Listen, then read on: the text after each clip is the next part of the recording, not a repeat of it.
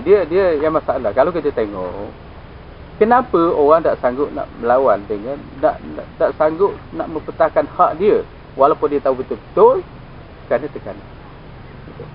Okey. Ugutannya, kalau siapa yang bantah tidak akan dibayar papasan. Ini memang satu ugutan yang iyalah benda macam ni orang kampung kan. Dia takut juga kalau tak boleh papasan, macam mana nak hidup di mana? Ini satu ugutan. Kemudian banyaklah benda-benda lain yang dikaitkan sebab dia mengatakan bahawa siapa yang membantah ini ialah melawan kerajaan. Sebab atas dasar jalan ini adalah kepentingan orang ramai.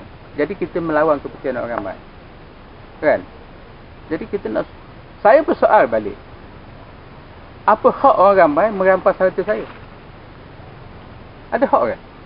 Kata orang kampung ni pakat ramai-ramai JKK ni, dia nak ambil tanah saya, boleh ke? Mana kalau saya halang ambil tanah saya ni penderhaka. Bukan begitu. Bukan begitu cara dia. Hak.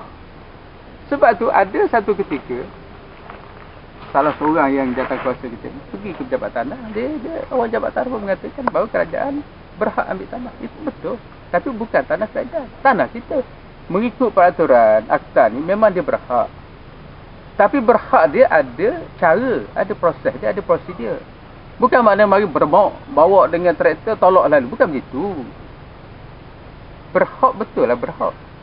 Tapi ikut proses undang-undang.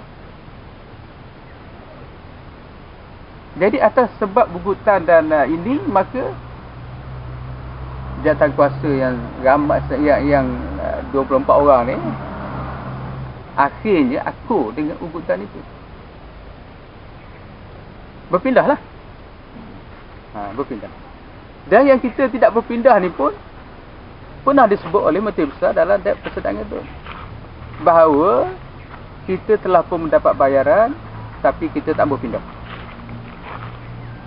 Dan bahawa kita ni, saya jadi ketua ni, memperbodohkan pemimpin PAS.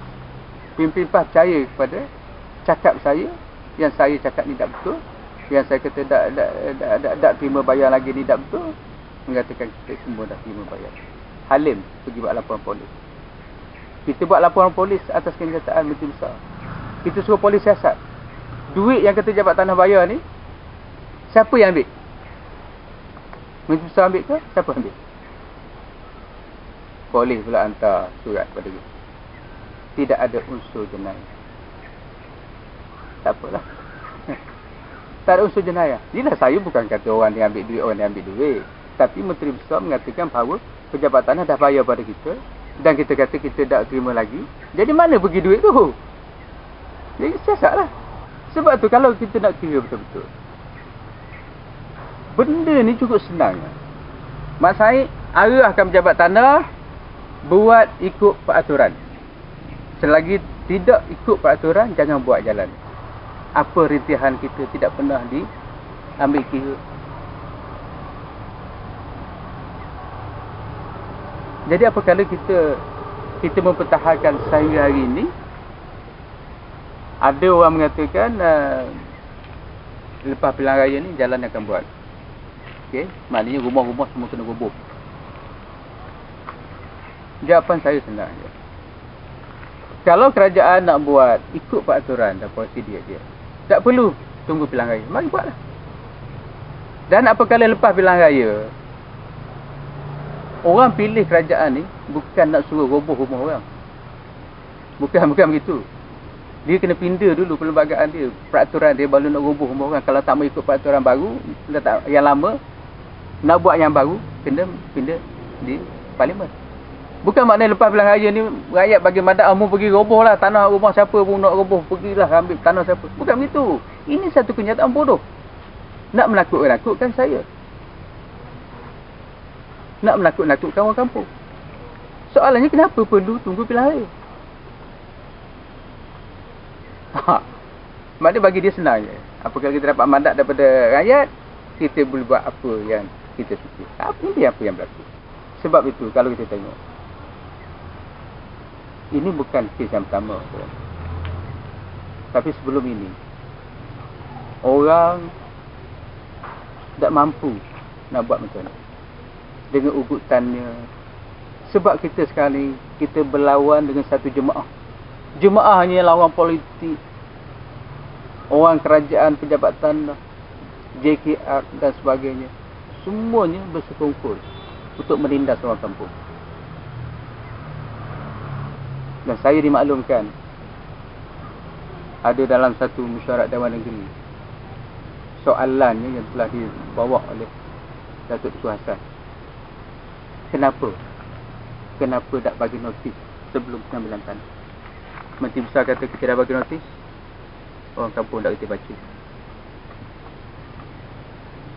Jadi orang yang tak kerti baca ni sekarang ni berdepan dengan dia.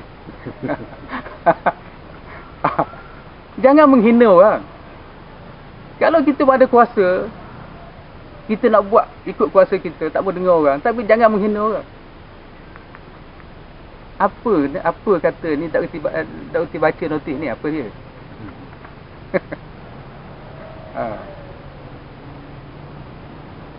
Jadi saya harap perkara ni satu permulaan kepada semua. Saya harap kepada semua orang. Maknanya dalam pengambilan tanah ni kita ada hak. Hak kita ada. Selagi hak kita ini dinafikan, maka selagi itulah kita boleh membantah. Sebab tu kita buat majlis penerangan di Surau Haji Mak Lito bulan 10 tahun lepas bulan 10. Kita buat penerangan ni isu di Tanjung, di Ladang. Kita nak khabar pada pemilik-pemilik tanah bahawa kita ada hak. Dia tidak macam burung, di mana kita orang bidah kita kena lari tinggal sarang. Bukan begitu. Tapi apa yang berlaku sekarang ni macam itulah. Ni aku nak ambil tanahmu. Aku nak buat.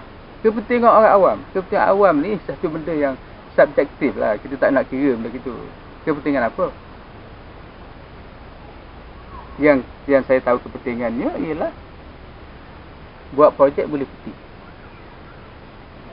Bagi sama-sama koloni. Itu kepentingan.